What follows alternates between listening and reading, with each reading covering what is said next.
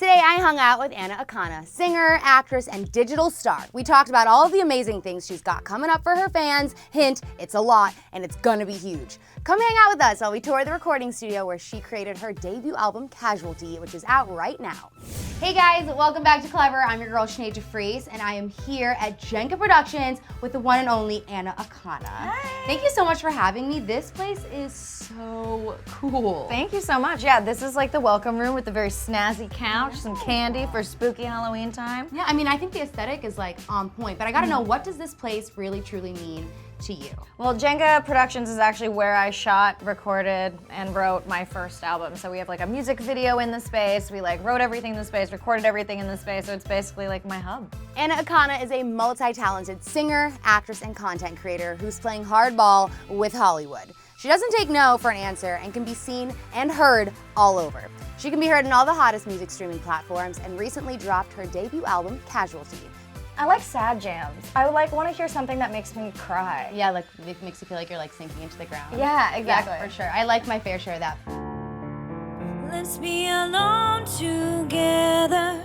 Oh, can we be alone together?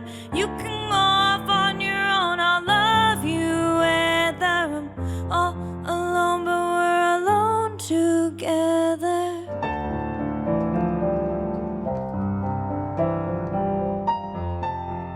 Tell me a little bit about the inspiration behind Casualty.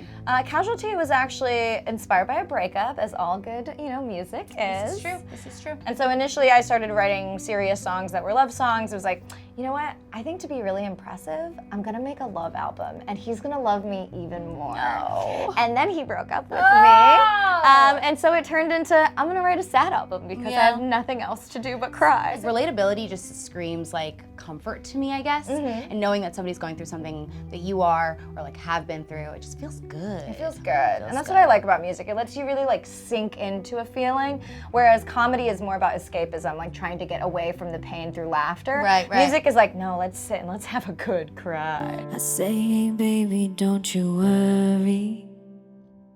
Just want you happy, and if it's not me, then you can go on your way. I'd never force you to stay, but I'm so far from okay, yeah.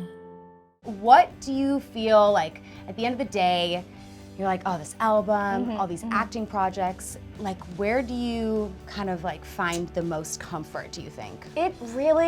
It depends, like honestly. I mean, acting has always been such a comfortable home for me because I grew up in a military family, so every 2 years when I'd move, I'd be like, I'm gonna be the shy girl now, or I'm gonna try to be like the popular girl at the school. So I've always loved being able to transform yourself into different extensions of your personality. That said, I feel like just the overall label of artist, because there are the different feelings you have, you're just like, oh, this would be great as a song, or this would be good as a short film.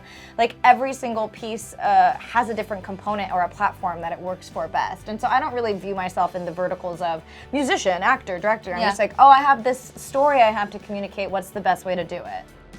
Tell me what goes down in here. So this is actually where we record. So Nietzsche and Shay, my producers and co-writers, are in here. And as you can see, there's a TV up there that goes into the actual booth. They're setting stuff up now. When I'm in the booth, they're in here recording the vocals. And they just like talk to you. They talk to me normally. Their little like the movies. pit. I know, it's so cool. So you have a lot of cool things coming up.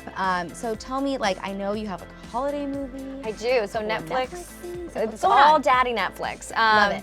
So Daddy Netflix has a movie called Let It Snow that's coming out this Christmas. It's an ensemble cast of Shamik Moore and Isabella Moner.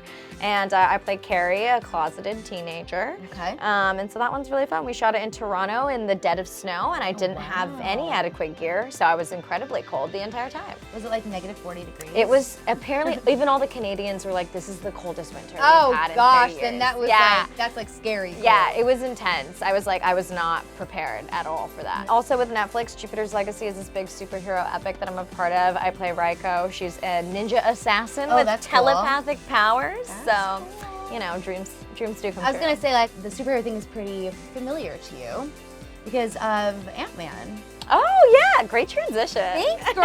Segue. Yeah, Ant-Man was a lot of fun. Yeah. Yeah. It's actually like really, really cool. Thank you. Just, like you are really like quickly checking things off your list, and it's like so refreshing because then when you meet you, you're so normal and just like, you're just doing it and it's really, really impressive. On your YouTube channel, you kind of transitioned from doing more like sketch type stuff to now more like serious content, obviously all your music and your videos. But you also have been very open about mental health, which is great because there's no shortage of that right now. Yeah. Like it's so important to talk about those things. Why do you feel like it's important to talk to your fans or just like your viewers or anyone who's clicking around the internet really? Why do you think it's important to talk about mental health? Well, I lost my younger sister, Christina, when she was 13, so she committed suicide. And that's sort of like the catalyst of my life in terms of realizing I am gonna die and that I didn't want to go into the military like my father wanted, but actually wanted to be an entertainer.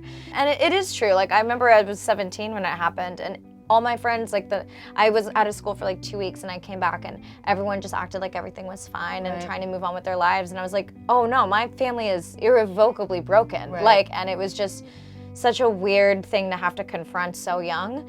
Yeah, so I don't know. It was the most defining moment of my life for sure. Do you pull from those experiences for any of your music?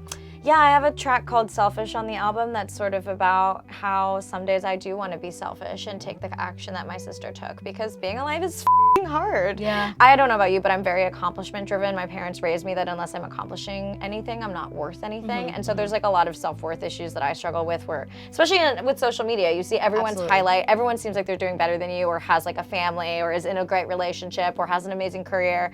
And it's just difficult to exist in Los Angeles amongst so many ambitious people. And I know that you've also written a book as well. I have, yeah. So it's called So Much I Want to Tell You, Letters to My Little Sister, and it was a memoir at 26. I know eye roll inducing, but I had gone through a lot at that point with drugs and my eating disorder and my OCD, and so I really wanted to create a novel that was imparting messages to young women, and we recently sold that as a show to HBO Max with Diablo Cody as our show. Oh my gosh, that's huge. What the heck? I know. So do you think that you're gonna be ready to get back in the studio soon? Yeah, actually we're almost done with the second album. Oh my gosh, all right, well there you go. Yeah. That's amazing, good for you. Thank you. Okay, let's move on. We have one more room. So what do you tell people who want to get into the business in one capacity, whether it's YouTube or stand-up or acting? I mean, there's just so many things right now that I feel like you have a good idea of. And also anybody who wants to make a transition too from a YouTube channel to doing more things it's just one of those things that I feel like we all need to know. I'm That's a asking very for large myself, question. basically. I'm so basically, can you help me with this, and this? Let me take your email. Yeah. I'll send you some more questions. No, but seriously though, what is the advice that you give to people? I think the advice is to just do it, because people won't believe you can do something until you've shown them that you can, and nobody is gonna give you permission to do it other than yourself. So my biggest advice would be I could never get an audition for a lead role. It was constantly supporting roles, so I started creating web series in which I was giving myself the lead role, and once people saw that I could do it, then they were giving me more and more opportunities to do just that. So you get to control the perception of yourself, which can be a good thing and a curse in this digital age. So if you can, why not make it exactly what you want it to be? Yeah. Awesome. Well, thank you so much. This was so much fun. I need to hear you sing now. Let's do it. So let's do it. Can we be alone together? You can go off on your own. I'll love you whether I'm all alone, but we're alone together. Let's be alone together. Oh, can we be alone together? For even more Clevver exclusive interviews, you gotta click right over here. And don't forget to subscribe, and my album Casualty is streaming now. Yeah, we have all the info for that down there too. So click it, right now. Girl. Thanks. Yeah.